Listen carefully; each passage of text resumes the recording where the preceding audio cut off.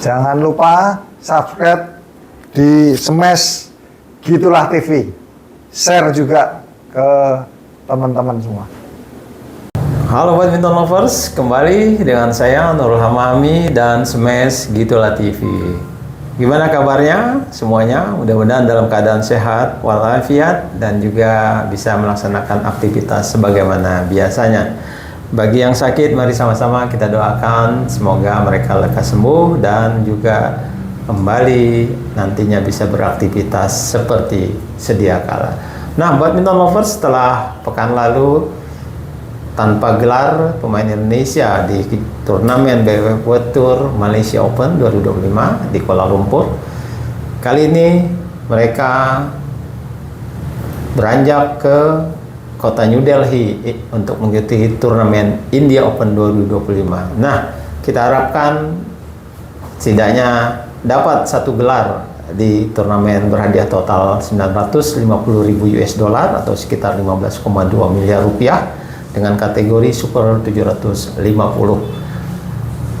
Syukur pada langkah awal yang baik bagi para pemain kita, terutama bagi Gregoria Mariska Tunjung yang pada penampilannya di Malaysia Open pekan lalu sudah harus tumbang di babak pertama. Dia justru menyerah di tangan rekan sepelatnasnya Putri Kusumawardhani di babak pertama dan terpaksa tidak bisa berbuat banyak di sana. Dan disinilah di India Open mestinya menjadi ajang pembuktian bagi Gregoria bahwa dia masih ada dan patut diperhitungkan oleh lawan-lawannya. Nah, memang ini merupakan jalan terjal juga bagi Gregoria atau Georgie di pentas India Open 2025. Karena apa? Karena memang para pemain top, para pemain elit dunia, termasuk nomor 1 dunia An Se-yong, nomor 2 dunia Wang Ziyi dari Cina yang keduanya tampil sebagai finalis di Malaysia Open pekan lalu kembali hadir di sini. Juga ada pemain yang veteran tapi juga masih menunjukkan kemampuannya, Ratchanok Intanon dari Thailand, juga ada pemain tuan rumah Pusarla Pheshindu. Nah, Pusarla Pheshindu inilah yang akan kemungkinan besar akan juga menjadi salah satu jalan terjal yang harus dilalui oleh Gregoria. Kemungkinan Gregoria akan bertemu dengan Pusarla Pheshindu di babak perempat final atau 8 besar. Namun itu dengan catatan keduanya harus bisa melewati babak kedua. Gregoria atau Georgie peringkat 5 dunia dari Indonesia lolos dari hadangan Lane Christophersen dari Denmark di babak pertama pada hari Selasa tanggal 14 Januari. Dia menang dengan permainan rubber game. Mudah-mudahan di pertandingan berikutnya, pertandingan kedua, dia bisa tampil lebih percaya diri dan bisa menang dengan straight game. Di babak kedua pada hari Kamis, Gregoria akan menghadapi pemain dari Jepang peringkat 22 dunia, Natsuki Nidaira. Nah, dalam head to head keduanya, dalam 2 pertemuan, Gregoria selalu unggul atas pemain Jepang ini. Tentu saja dengan modal itu Gregoria seharusnya bisa melewati Natsuki Nidaira. Ya, mudah-mudahan kita harapkan hasilnya seperti itu dan dia bisa mengulang kemenangan sebelumnya.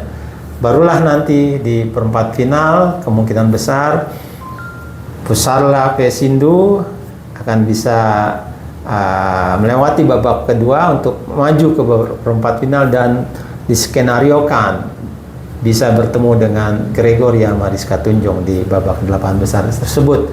Apabila bertemu, memang ini bukan sesuatu yang mudah bagi Gregoria. Dalam rekor pertemuan mereka sebanyak 12 kali, Gregoria hanya menang 3 kali dan 9 kali kalah dari Pusarla Pheshindu. Tapi perlu dicatat bahwa pertemuan terakhir bulan Oktober tahun lalu 2024, Gregoria justru mencatat kemenangan atas Pusarla di babak perempat final Denmark Open Nah, di sini harusnya Gregoria atau Georgie bisa mengulang kembali.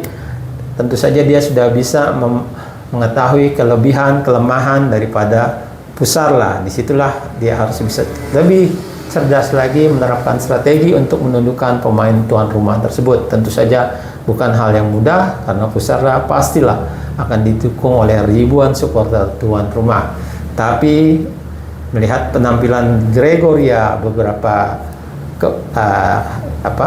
bulan ke belakang, dia tampak lebih kuat secara fisik, kemudian dia juga secara mental lebih kuat. Mudah-mudahan ini menjadi modal dia juga untuk menghadapi selain Pusarla, tapi juga mungkin menghadapi teriakan-teriakan supporter tuan rumah.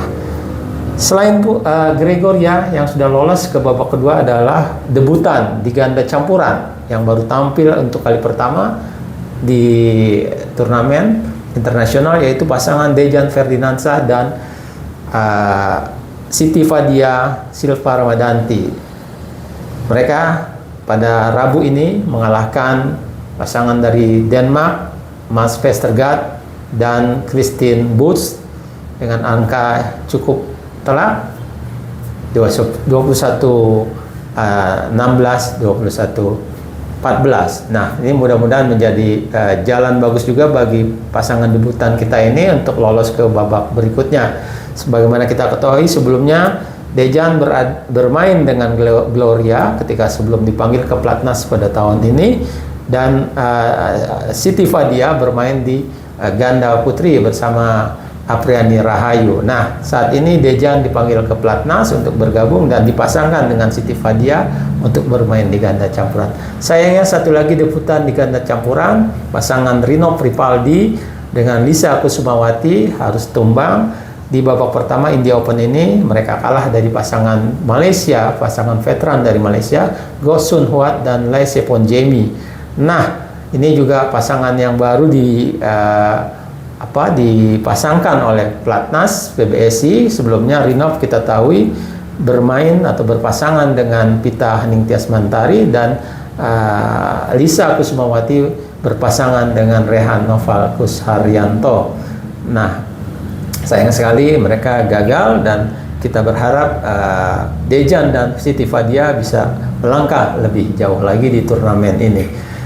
Kita juga masih punya Jonathan Christie di tunggal putra yang pada turnamen ini diunggulkan di tempat kedua. Dia akan bertemu pada hari Rabu ini dengan pemain dari Cina Taipei, Wang Zue.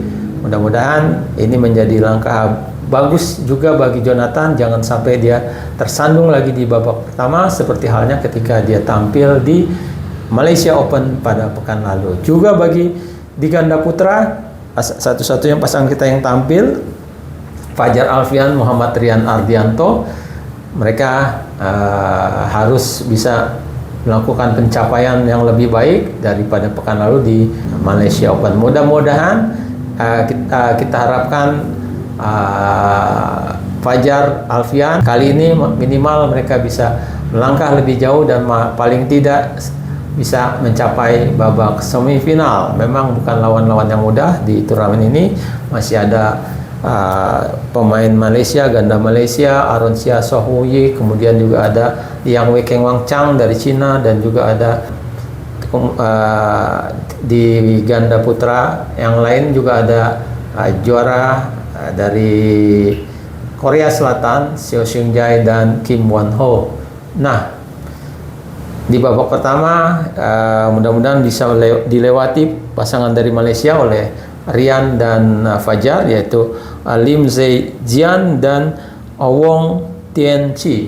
Mudah-mudahan ini bisa menjadi langkah awal yang bagus buat Fajar dan Rian. Itu saja dari saya. Mudah-mudahan pemain-pemain kita bisa memberikan hasil terbaik. Silakan yang mau komen atas review ini, preview ini. Jangan lupa yang belum subscribe untuk pengembangan channel kita ini. Dan salam badminton.